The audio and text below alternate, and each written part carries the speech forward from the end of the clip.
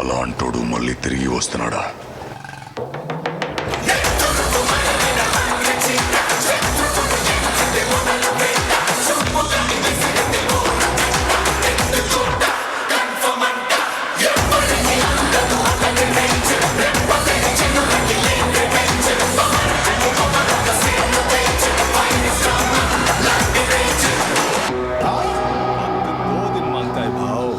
नहीं मार रहा मैं आई शपथ काय झाला सर गंभीर बॉम्बे వచ్చాడు सर गंभीर सर तो मैं क्या बोल रहा था कि ಏನಮ್ಮ ಇದು ಗಲಾಟೆ? ಅಪ್ಪಾಜಿ ಹೋಯ್ತು ಅಪ್ಪಾಜಿ, ಎಲ್ಲ ಹಾಳಾಗಿ ಹೋಯ್ತು ಅಪ್ಪಾಜಿ. ನನ್ನ ಆಭರಣ ಎಲ್ಲ ಕದ್ದು ಇವರೆಲ್ಲ ಮನ್ಪಲ ಮಾಡಿ ಮನೆಯ ಸರ್ವನಾಶ ಮಾಡಿದ್ರಪ್ಪಾಜಿ. ಯಾರು ಕಳು ಮಾಡಿದ್ದಾರಮ್ಮ? ಅಪ್ಪಾಜಿ ಮತ್ಯಾರು? ಇಲ್ಲಿ ನಿಂತಿದಾರಲ್ಲ, ರಾಮ ಸೀತೆ ಸೋಗು ಹಾಕಿಕೊಂಡ ರಾಕ್ಷಸರು. ಹೌದೇನು ಬಡವ? ಬಡತನದಲ್ಲಿ ಬೆಂದು ಹೋಗುತ್ತಿರುವ ನಿನ್ನ ಸಂಸಾರ ಚಂದವಾಗಲಿ ಎಂದು ನನ್ನ ಮಗಳನ್ನು ನಿನ್ನ ಮನೆಗೆ ಸೊಸೆಯಾಗಿ ಕಳಿಸಿದ್ದಕ್ಕೆ ಅವಳ ಹೆಸರಿಗೆ ಖುದ್ದು ತರುವೆಯಾ ನಾಲಾಯಕ? ಹೇಳು, ಈ ಆಭರಣ ಕದ್ದುಕೊಂಡು ಎಲ್ಲಿಗೆ ಹೊರಟಿರುವಿರಿ? ಶ್ರೀಮಂತರೇ, ಸತ್ಯವಾಗಿ ನನ್ನ ಇದ್ದಮ್ಮ ಮಗನ ಸಾಕ್ಷಿಯಾಗಿ ಹೇಳುತ್ತೇನೆ, ನಾವು ಇಂಥ ಕೆಲಸ ಮಾಡಿಲ್ಲ ಶ್ರೀಮಂತರೇ, ನಾವು ಇಂಥ ಕೆಲಸ ಮಾಡಿಲ್ಲ. ಇದರಲ್ಲೇನೋ ಮೋಸ ಅಡಕವಾಗಿದೆ. ಈ ಮಾತನ್ನು ನೀವು ನಂಬುವುದಾದರೆ ನಮ್ಮನ್ನು ಇಲ್ಲೇ ಕುತ್ತಿಗೆ ಕೊಂದು ಬಿಡಿಸಿ. ಹತ್ತು ಕರೆವ ನಿನ್ನ ಕಣ್ಣೀರಿನ ನೆಪ ನನಗೆ ಬೇಕಾಗಿಲ್ಲ. ಗಂಡನಿಲ್ಲದ ಮನೆಗೆ ಸೊಸೆಯಾಗಿ ಕಳಿಸಿದ್ದಕ್ಕೆ ಅವಳ ಹೆಸರಿಗೆ ಖುದ್ದು ತರುವೆಯಾ ನಾಲಾಯಕ? ಹೇಳು, ಅವಳನ್ನು ಆಭರಣದ ಆಶೆಗಾಗಿ ನಿನ್ನ ಮನೆ ತುಂಬಿಕೊಂಡೆಯೋ ಇಲ್ಲವೋ? ಇಲ್ಲ ಚಿಕ್ಕಪ್ಪ, ಇಲ್ಲ. ನಾವು ನಿಜವೇ ಹೇಳ್ತಾ ಇದ್ದೀವಿ. ನಾವು ಈ ಬಂಗಾರ ಸಾಮಾನು ಕದ್ದಿಲ್ಲ. ನಮ್ಮ ಮಾತು ನಂಬು ಚಿಕ್ಕಪ್ಪ, ನಮ್ಮ ಮಾತು ನಂಬು.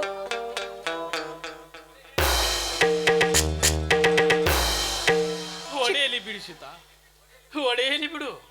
ನಾವು ಈ ಆಭರಣ ಕದ್ದದ್ದೇ ನಿಜವಾದರೆ ನಮ್ಮನ್ನು ಕೊಂದಾದರೂ ಬಿಡಲಿ ಬಿಡಿಸಿದ. ಈ ತೋಳನ ಕೈಯಲ್ಲಿ ಕುರಿ ಸಿಕ್ಕಂತಾಗಿದೆ ನನ್ನ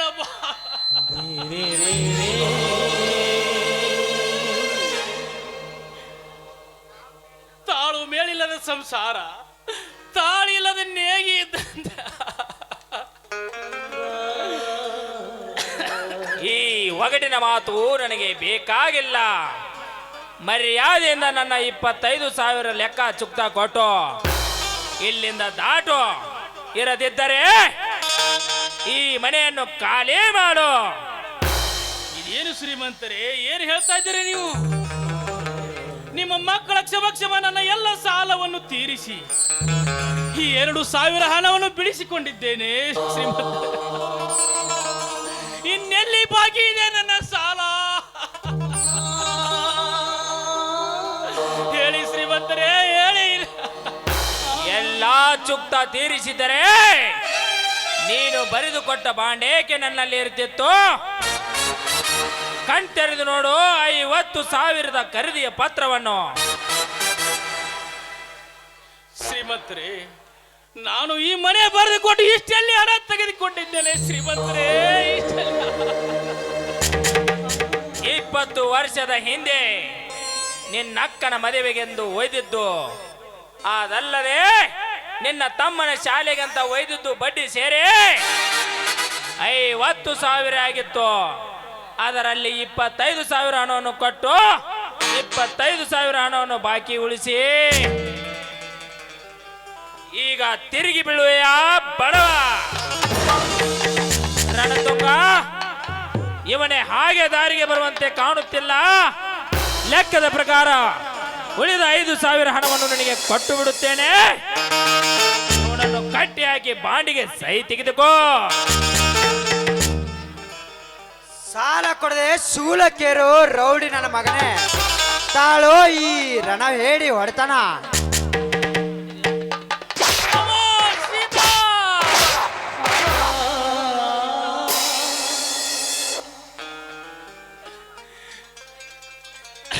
ದಯವಿಟ್ಟು ಸುಳ್ಳಿನ ಮೇಲೆ ಸುಳ್ಳು ಹೇಳಿ ತುಂಬಿದ ನನ್ನ ಮನೆಯನ್ನು ಒಡೆಯಬೇಡಿ ಶ್ರೀಮಂತರೇ, ನನ್ನ ಮನೆ ಒಡೆಯಬೇಡಿ. ಕಾಲಿಗೆ ಬಿದ್ದು ಬೇಡಿಕೊಳ್ಳುತ್ತೇನೆ. ಏಯ್, ಆಚೆ ಬಡವ, ಈ ನೆಪ ನನಗೆ ಬೇಕಾಗಿಲ್ಲ.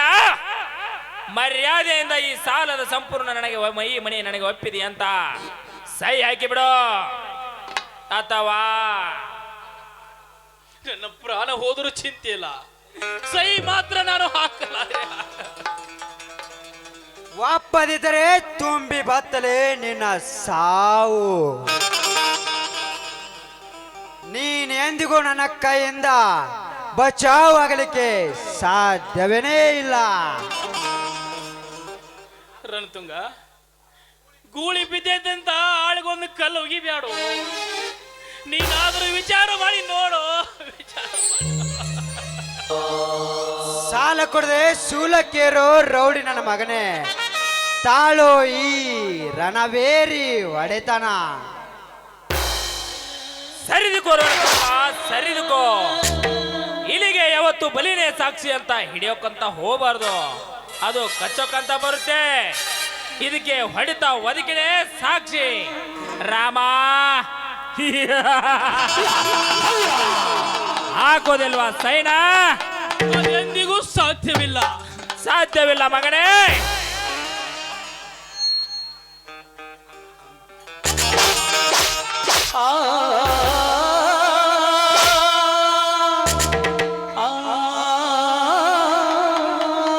ಚಿಕ್ಕಪ್ಪ, ದಯವಿಟ್ಟು ಹೊರಡಬೇಡಿ. ಸಹಿ ಮಾಡತ್ತಾ ನಾನು ಹೇಳ್ತೀನಿ. ನಿಮ್ಮ ಕಾಲಿ ಬಿದ್ದು ಬಿಡ್ತೀನಿ, ಬಿಟ್ಟು ಬಿಡ.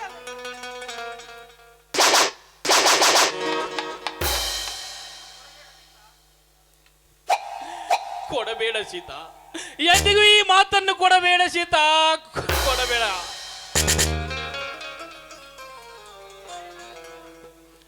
ನಾಳೆ ನನ್ನ ತಮ್ಮ ಬಂದು ನನ್ನ ಮನೆ ಎಲ್ಲಿ ಎಂದು ಕೇಳಿದರೆ ಏನೆಂದು ಉತ್ತರಿಸಲಿ ಅವನಿಗೆ? ನಾನು ಏನೆಂದು ಉತ್ತರಿಸಲಿ?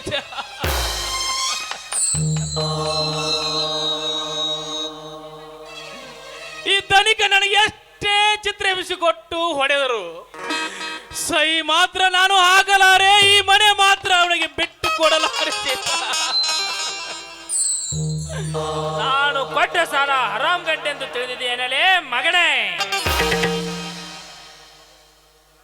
ರಣತುಂಗ, ಹೊಡೆದು ಕಾಲು ಮುರಿದುಕೋ, ಮುರಿದು ಬಿಡು ಇವನದು.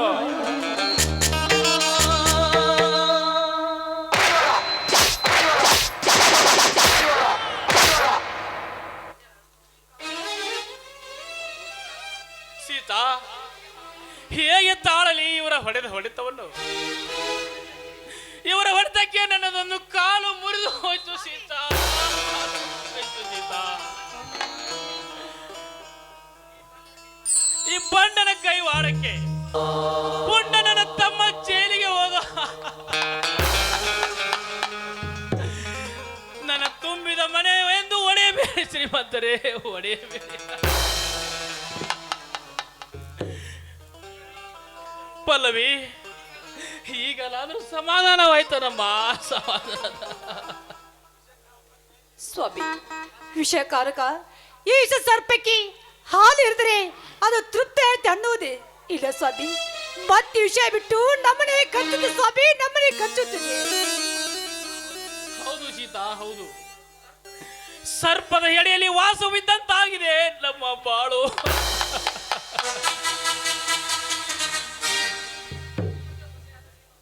ನೀತಿವಂತ ಸೊಸೆಯಾದ ನೀನು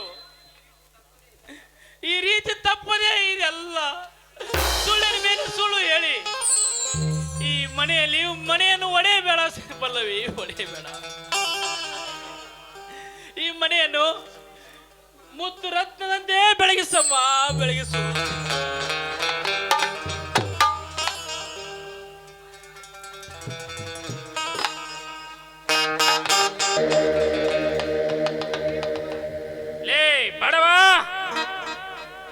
ಕೊನೆಗೆ ಉಳಿತು ಈ ಗುಂಡಿನ ಸುರಿಮಳೆ.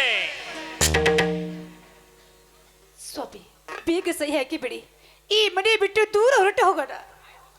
ಆಯ್ತು ಸೀತಾ, ಬನ್ನಿ, ಈ ಮನೆ ನಿಮ್ಮನೆ ಸಹಿ ಹಾಕಿ ಬಿಡ್ತೀನಿ. ರಣತುಂಗ ಬಿಚ್ಚಿ ಹಾಕಿ ಸೈ ತೆಗೆದುಕೋ ಇವರದು. ಹಾಕೋ ಸೈನಾ.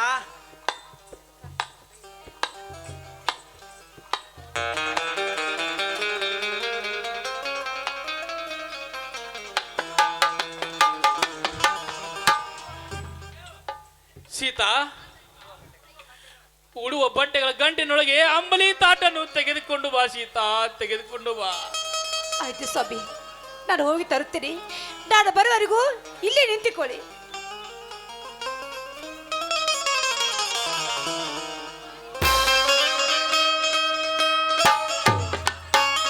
ಅಮ್ಮ, ಮನೆ ಮಹಾಲಕ್ಷ್ಮಿಯೇ, ನಿನಗೆ ನಾವು ಯಾವ ತಪ್ಪು ಮಾಡಿದ್ದೆವು ತಾಯಿ, ತಪ್ಪು ಮಾಡಿದ್ದೆವು.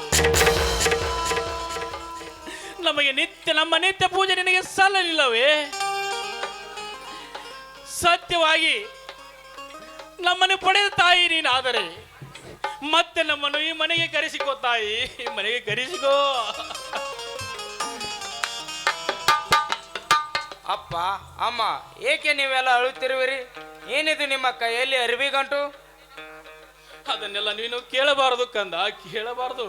ಅದನ್ನೆಲ್ಲ ನೀನು ಕೇಳಬಾರದಂದರೆ ನಿನ್ನ ಮಗನಿಗೆ ತಿಳಿದು ಯಾವಾಗಪ್ಪ? ಕುರುಕ್ಷೇತ್ರದ ಸಂಗ್ರಾಮಕ್ಕೆ ಸಮರಕ್ಕೆ ನಿಂತಾಗಲೇ ತಿಳಿಯುದು ತಮ್ಮ ನಿನಗೆ. ಆ ಸಮರಕ್ಕೆ ನಾನು ಸಿದ್ಧನಾಗಲಿ? ಅದು ಈಗಲ್ಲಪ್ಪ, ಅದು ನಿಮ್ಮ ಚಿಕ್ಕಪ್ಪ ಬಂದ ಮೇಲೆ. ಶ್ರೀಕೃಷ್ಣ ವನವಾಸ ಹೇಗೆ ಹೋದಂತೆ ನಮಗೂ ಕೂಡ ಅದೇ ಬಂದಿದೆ. ಚಿಂದು ನಮಗೆಲ್ಲರಿಗೂ ಆ ಕರುಳ ರಾತ್ರಿ ಬಂದಿರುವಾಗ ಯಾರ ಕೈಯಿಂದ ಸಾಕು ಸಾಧ್ಯವಿಲ್ಲ. ಸ್ವಾಮಿ, ಮೊದಲೇ ಈ ಮನೆ ಬಿಟ್ಟು ಹೊರಟು ಹೋಗೋಣ. ಅಪ್ಪ, ಏನಿದೆಲ್ಲ ನಿನ್ನ ಕೃತಿ? ಏಕೆ ನಿನ್ನ ಕಾಲು ಮುರಿದು ಒಳಗಾಡುತ್ತಿದೆ? ನನಗೊಂದು ತಿಳಿವಲ್ದು ಅಪ್ಪ. ತಿಳಿಸಿ ಹೇಳುವಷ್ಟು ಕೂಡ ನಿರ್ಗತಿಕನಾಗಿದ್ದೇನೆ ಮಗು, ನಿರ್ಗತಿಕನಾಗಿದ್ದೇನೆ. ಮೊದಲು ನಾವು ಈ ಮನೆಯನ್ನು ಖಾಲಿ ಮಾಡೋಣ. ಬಾರಪ್ಪ ನನ್ನ ಆಸರಕ್ಕೆ. ನಗುತ್ತೈತೆ ದೈವ ಅಲ್ಲಿ, ಅಳುತ್ತೈತೆ ಜೀವ ಇಲ್ಲಿ. ನಗುತ್ತೈತೆ ದೈವ ಅಲ್ಲಿ, ಅಳುತ್ತೈತೆ ಜೀವ ಇಲ್ಲಿ. ವಿಧಿಯಾದ